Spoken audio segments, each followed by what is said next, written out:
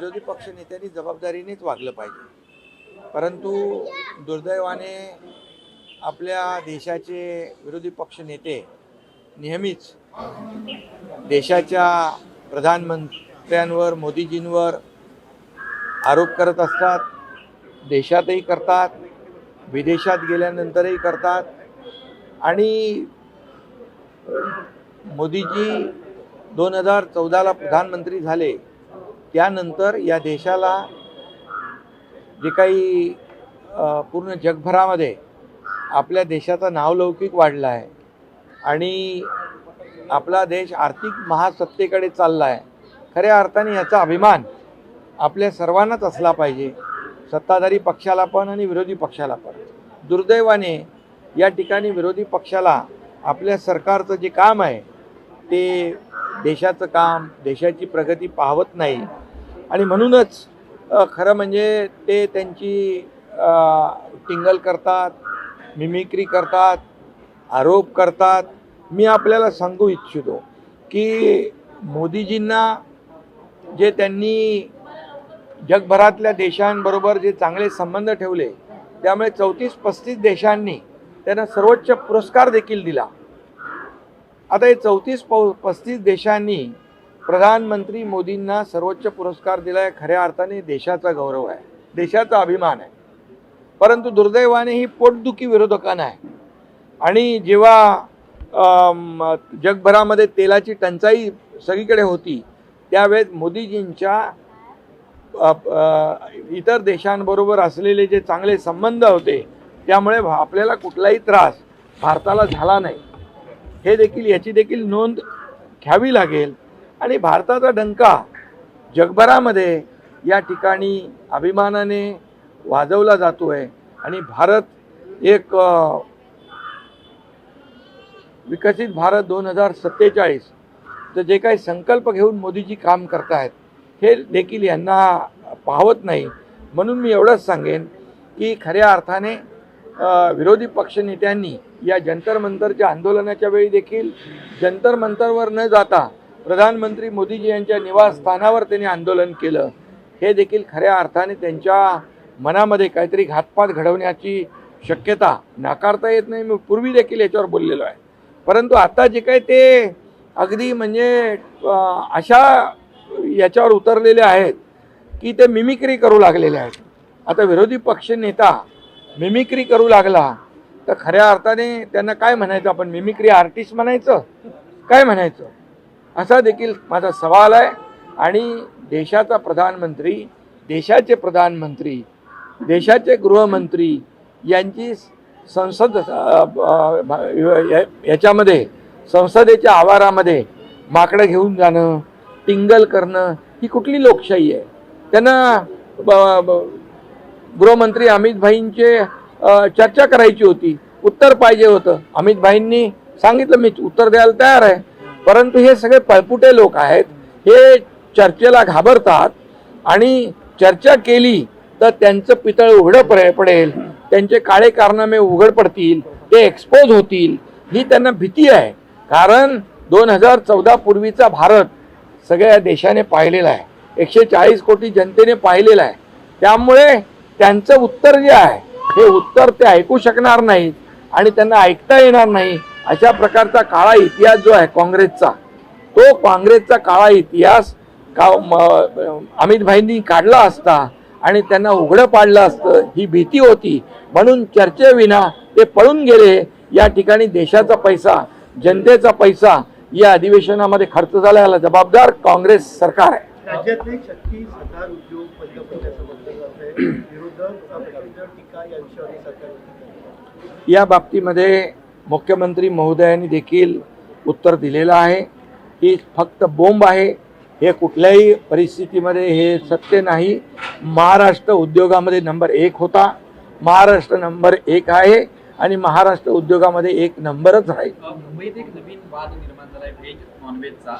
त्या वादामध्ये कसं बघताय मनसेकडनं आता हा मुद्दा आक्रमक करतील? खरं म्हणजे बघा, कोणी काय खावं कोणी काय खाऊ नये हा ज्याचा त्याचा विषय आहे आणि ह्याच्यामध्ये असं कुठे कोणी करत असेल तर ते चुकीचं आहे. होताना पाहायला मिळते सुप्रीम कोर्टामध्ये विविध मुद्दे हे सूचना UPT कडून हे सरकार पाडले ते किती आता पुढच्या आठवड्यात पंजाबचे माजी उपमुख्यमंत्री सुखबीर सिंग बादल यांच्यावरती नांदेडमध्ये हल्ला झाला. मी काल बोललो त्यांच्याशी. सुखबीर सिंग बादल यांच्या पत्नी आहेत खासदार, त्यांच्याशी मी बोललो आणि SP शी बोललो मी, आणि त्याबरोबर त्यांच्यावर कठोर कारवाई करण्याच्या सूचना या ठिकाणी मी देखील दिल्या, मुख्यमंत्र्यांनी दिल्या. अटेम्प्ट टू मर्डर त्यांच्यावर दाखल केलेली आहे आणि याच्यामध्ये जे कोणी असतील त्यांना सर्वांना यामध्ये त्यांची कठोर चौकशी होईल आणि त्याच्यावर कठोर कारवाई होईल.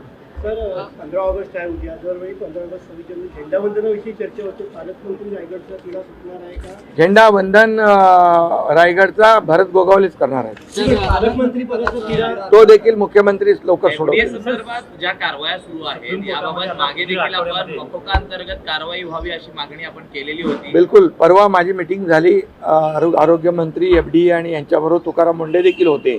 खरं म्हणजे हे दूध आणि हे पनीर हे लोकांच्या सफेद जहर आहे.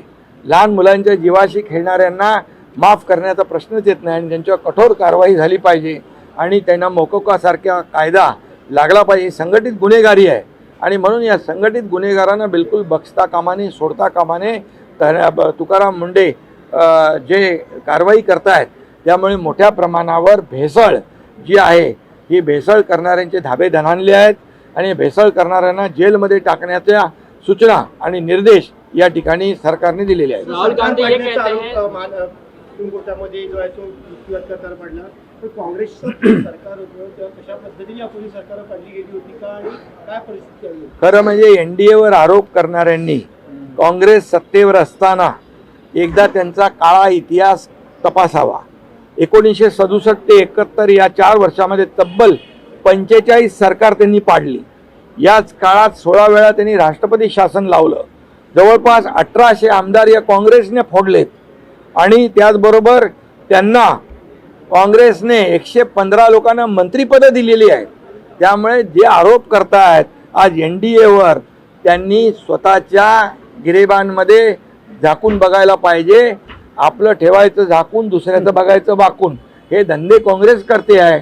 काँग्रेसने पूर्णपणे लोकशाहीचा मुर्दा पाडलेला आहे, लोकशाहीचा खून केलेला अनेक वेळा आणि त्यामुळे त्यांनाही मोदीजी जे काय देशाला पुढे नेतात ही प्रगती बघवत नाही आणि त्यामुळेच हे सरकार पाडलं, ते सरकार पाडलं. तुम्ही आकडेवारी बघून घ्या.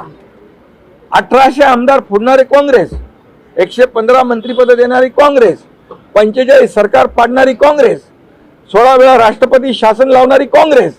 यांनी आत्मचिंतन करावं, विचारावं. जिसके घर शीशे के होते दूसरों के घर पर पत्थर नहीं फेंका करते. राहुल गांधी कह रहे हैं कि प्रधानमंत्री को विदेश नीति क्या है ये समझ नहीं आती है. विदेश में जाते हैं और दूसरे नेता से गले मिल लेते हैं, यही उनकी विदेश नीति है. देखिए, मोदी जी को विदेश नीति समझाने की, सिखाने की आवश्यकता किसी को नहीं है. ये राहुल गांधी विदेश में जाके क्या करते हैं, किसको मिलते हैं और कैसी देश के विरोध में भाषा इस्तेमाल करते हैं, मोदी जी के खिलाफ भाषा इस्तेमाल करते हैं, मोदी जी की बदनामी करते हैं.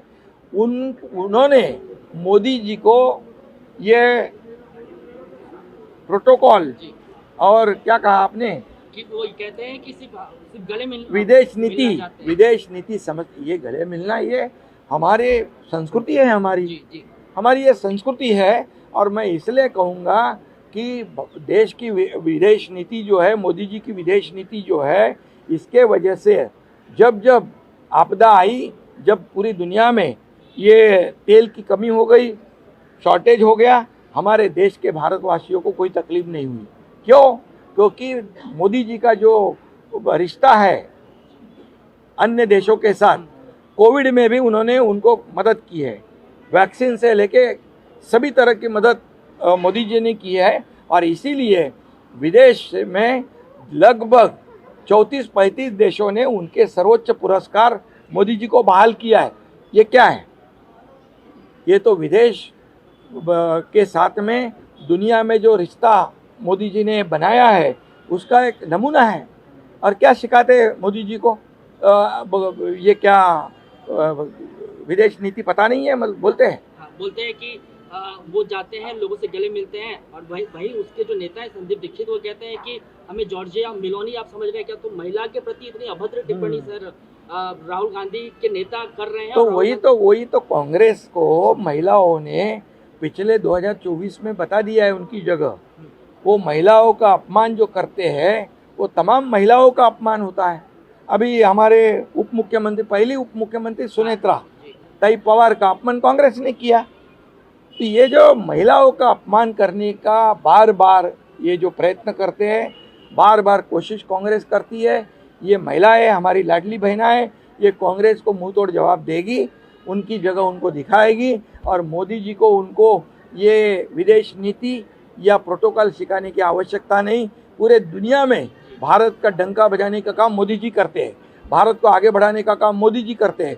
हर देश में जाते हैं तो एमओयू साइन होता है, वहाँ पर का इन्वेस्टमेंट आता है और हमारे देश में आने वाला इन्वेस्टमेंट आप देख रहे हैं, महाराष्ट्र का इन्वेस्टमेंट भी आप देख रहे हैं। तो इसलिए मैं कहूँगा कि ये जो अभी टीका टिप्पणी करते हैं, मिमिक्री करते हैं, विपक्ष का नेता मिमिक्री करता है, ये क्या है? विपक्ष का नेता एक बहुत बड़ा पद है, लेकिन विपक्ष का नेता देश के प्रधानमंत्री का मिमिक्री करता है। तो उन्होंने तो जाना चाहिए फिल्म इंडस्ट्री में मिमिक्री आर्टिस्ट बन के, ऐसा मैं कहूँगा। ये मेरा सवाल है। इसलिए ये भारत देश है, 140 करोड़ जनता ये सब जानती है, ये जनता है, ये सब जानती है और इसीलिए मोदी जी 140 करोड़ जनता का भरोसा मोदी जी पे है। इसलिए देश की प्रगति हो रही, देश आगे बढ़ रहा है, देश आर्थिक महासत्ता की ओर जा रहा है और हमारा जो विकसित भारत 2047 जो है $5 ट्रिलियन का जो इकोनॉमी का गोल है वो हम जरूर अचीव करेंगे। जब तेल की शॉर्टेज हो गई तब हमारे भारतवासियों को तेल की शॉर्टेज का सामना नहीं करना पड़ा। यही तो विदेश नीति है, ये विदेश नीति है। इसलिए विपक्ष को मेरा सवाल है, आपसे मोदी जी को विदेश नीति सीखने की आवश्यकता नहीं है। सर, एफडीए को लेकर आपने कहा कि मकोका के तहत जो है एफडीए में मेरी मीटिंग हो गई तुकाराम मुंडे और अधिकारियों के साथ, जो वहाँ पर जो मिलावट कर रहे हैं उनको मिलावट करने को मकोका के केस में अंदर डालना चाहिए। जो बच्चों के साथ जीवन के साथ दूध, पनीर, इस माध्यम से दुग्धजन्य पदार्थ जो है उसमें जो मिलावट कर रहे हैं ये सफ़ेद जहर है और इनको बख्शा नहीं जाना चाहिए, उनको जेल के अंदर ठूस देना चाहिए। ऐसा भी मैंने तुकाराम मुंडे और अधिकारियों को, पुलिस डिपार्टमेंट को भी कहा है। ठीक।